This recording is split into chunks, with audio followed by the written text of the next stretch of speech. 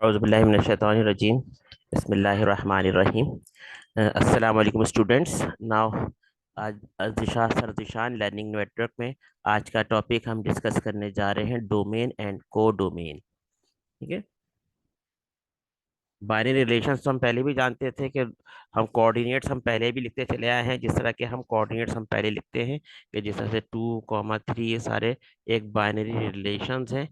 ठीक है। आज हम इसको इनको आज फंक्शंस के फॉर्म में पढ़ेंगे कि हर बाइनरी रिलेशन फंक्शन नहीं होता, बल्कि कुछ स्पेसिफिक पार्ट अगर जो होता है उसको हम फंक्शंस कहते हैं, जिसमें डोमेन और को डोमेन एक पर्टिकुलर सिचुएशन क्रिएट करते हैं। तो हम यहाँ पर बात करने जा रहे हैं कि हमारे पास लेट सपोज कि अगर इसी तरह के हमारे पास अगर ये वैल्यूज यहाँ पे लिखी हुई हो, इसको हम यहाँ पर डोमेन कहेंगे, और दूसरा को डोमेन और रेंज दोनों नाम दिए जाते हैं। इसको रेंज भी कहते हैं और को डोमेन भी कहा जाता है।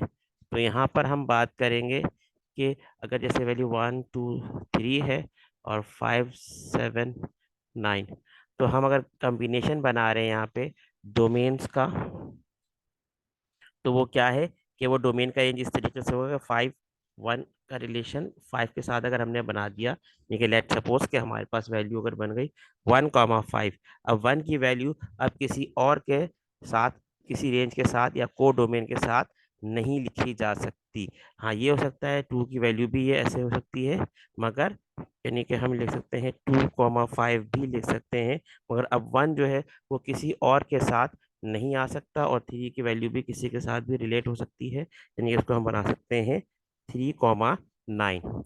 यानी कि ये बेसिकली अगर इस तरह का स्पेसिफिक अगर बाइनरी रिलेशन हो तो हम इसको कह सकते हैं कि ये वैल्यूज जो है एक फंक्शंस को रिप्रेजेंट कर रही हैं।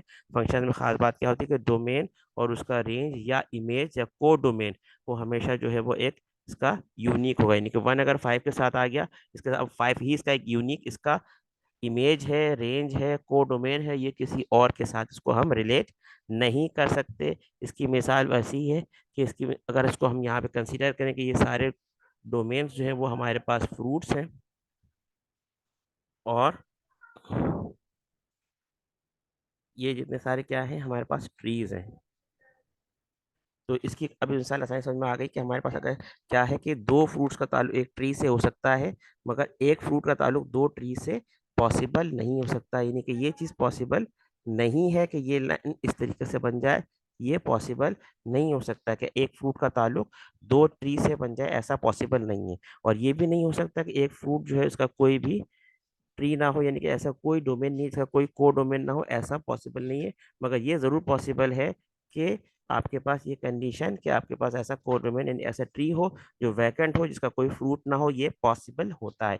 तो यहाँ पे ये बात समझाने की जरूरत है कि डोमेन और को डोमेन के रेंज को इस तरीके से आपस में रिलेशन से हम इसको आसानी के साथ समझ सकते हैं। मुझे उम्मीद है कि आपको ये मेरी बात समझ में आई होगी।